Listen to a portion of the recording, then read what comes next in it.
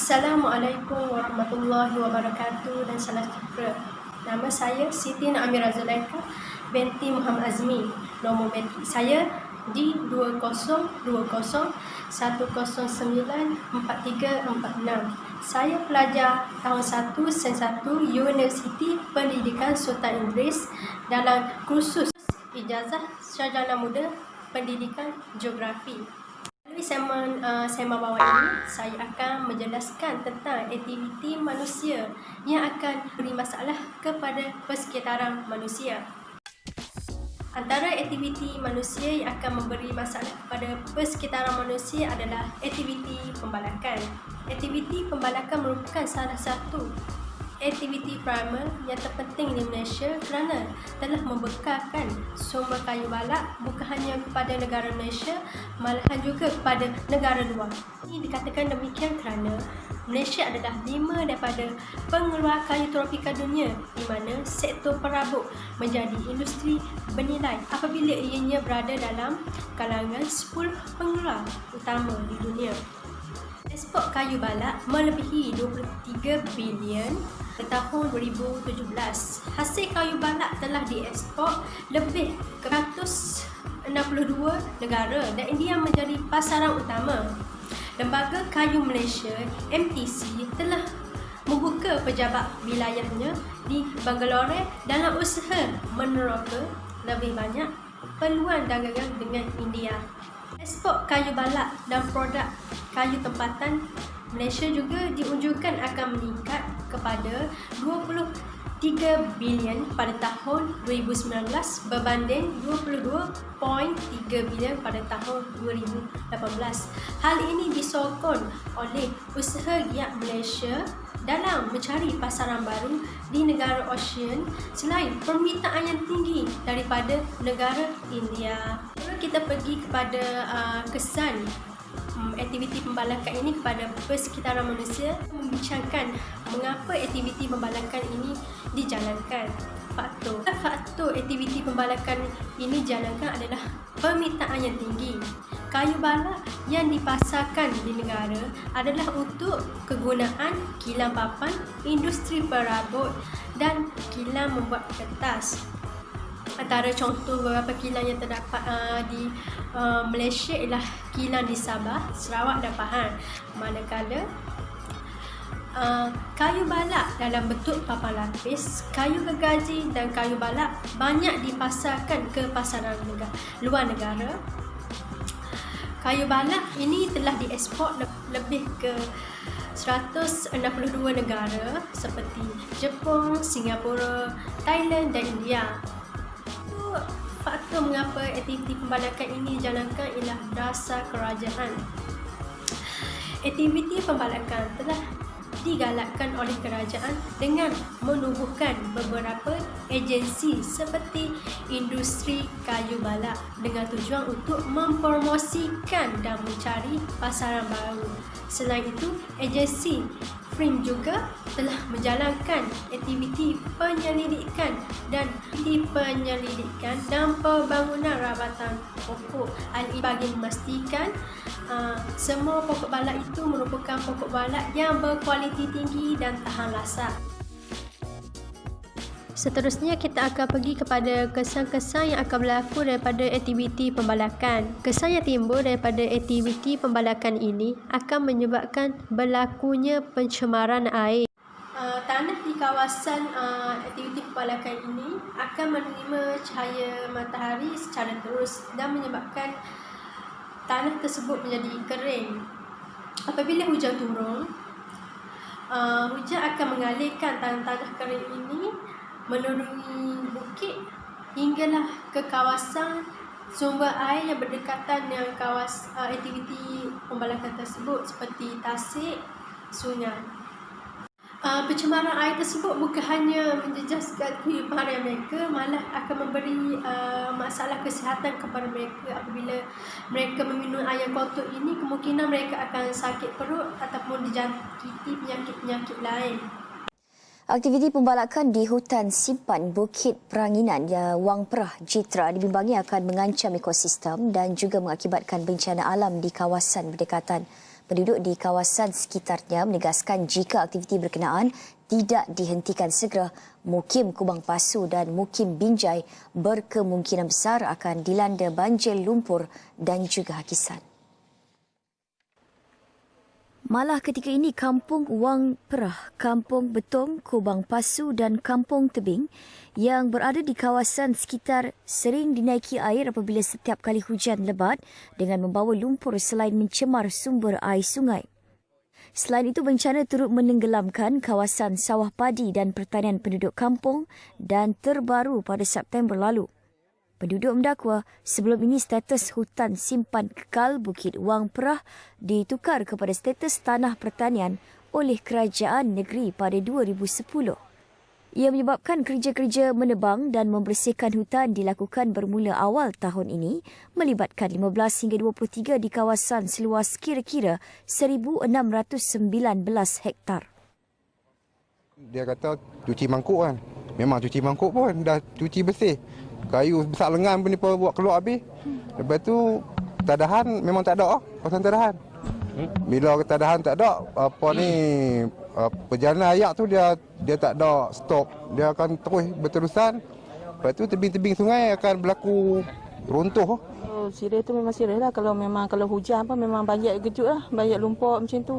Memang lah. Sebab kalau masalah kalau pokok-pokok buang tu memang masalah macam tu.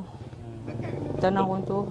Dulu tak pasal jadi teruk-teruk. Dulu tak jadi teruk. Sekarang ni memang kalau banjir memang banyak besar lah ayak terus pergi. Kan? Dia tak ada sekat-sekat apa. Ayak laju. Bimbang tak risau? Memang risau lah kan. Tinjauan di hutan simpan itu mendapati kerja-kerja mengangkut kayu balak diteruskan tanpa menghiraukan kehadiran orang ramai. Kesan daripada aktiviti pembalakan ini juga akan menyebabkan berlakunya tanah runtuh dan seterusnya secara tidak langsung akan menjejaskan keselamatan penduduk yang berada di sekitar aktiviti pembalakan tersebut. Apabila hujan turun, struktur tanah ini tidak dapat menampung daya. Seterusnya akan menyebabkan berlakunya tanah runtuh di cerong-cerong bukit. Bila berlakunya tanah runtuh ini, rumah-rumah yang berada berdekatan cerong bukit ini dikuatiri akan tertimbus. Ini bukan sahaja memberi masalah atau kesan kepada alam fizikal, malahan juga akan memberikan kesan yang buruk kepada keselamatan orang di sekeliling kawasan pembalakan tersebut.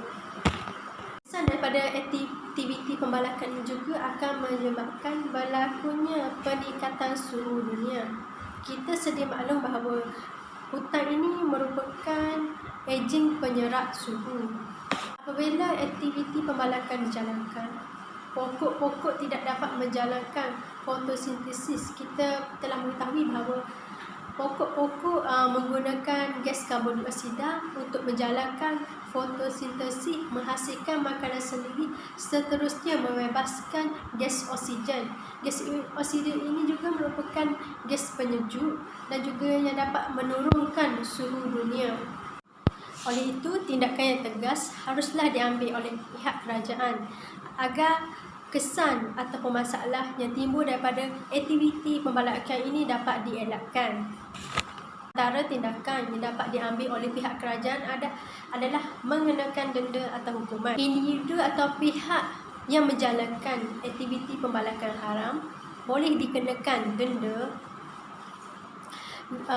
RM500,000, penjara tidak kurang dari 1 tahun dan tidak melebihi 20 tahun di bawah Seksyen 15, iaitu mengambil hasil hutan daripada simpanan kekal dan tanah kerajaan tanpa lesen yang sah. Tindakan ini boleh dikenakan kepada pihak yang menjalankan aktiviti pembalakan yang tidak mempunyai lesen yang sah. Tindakan seterusnya yang dapat diambil oleh pihak kerajaan ialah dengan melakukan pemantauan. Helikopter bersama teknologi sensor dan pesawat pemantau dalam operasi penguatkuasaan akan dapat mengelakkan aktiviti pembalakan haram ini daripada terus berleluasa. Terutama sekali di kawasan pedalaman seperti Sabah dan Sarawak yang keadaan permukaan buminya yang sangat bercabar. Tindakan seterusnya bagi melestarikan semula hutan di Malaysia ialah penanam semula anak pokok. Sebagai contoh, pada tahun 2005, program pembangunan penanaman hutan telah dilaksanakan oleh kerajaan bagi memastikan bekalan kayu di Malaysia mencukupi bagi perniagaan aliran seperti pembuatan perabot. Sebanyak 370,000 hektar penanaman hutan menjelang tahun 2020 merupakan hasrat dan sasaran yang ini dicapai oleh Kerajaan Malaysia. Aktiviti semayang anak pokok balak dilakukan oleh Jabatan Perhutanan adalah antara langkah untuk memastikan spesies balak berkualiti tinggi terus terpelihara dari semasa ke semasa. Tapak semayang pokok balak milik Jabatan Perhutanan ini telah diwujudkan dengan keluasan sebanyak 0.8 hektar di Aceh, Terengganu. Langkah ini mampu membekalkan pelbagai jenis anak pokok bukan hanya untuk ditanam semula kawasan pembalakan, malah melalui hasil semasa pihak Jabatan Perhutanan mampu membekalkan pokok untuk pelbagai program yang akan dianjurkan oleh agensi tersebut. Saranan saya kepada masyarakat dan pihak bertanggungjawab, kepada masyarakat, saya menyarankan agar menggunakan kereta hybrid. Hal ini bagi memastikan gas-gas pencemar ataupun yang menyebabkan peningkatan suhu seperti gas karbon monoksida dapat dikurangkan kerana kereta hybrid ini menggunakan tenaga solar untuk bergerak.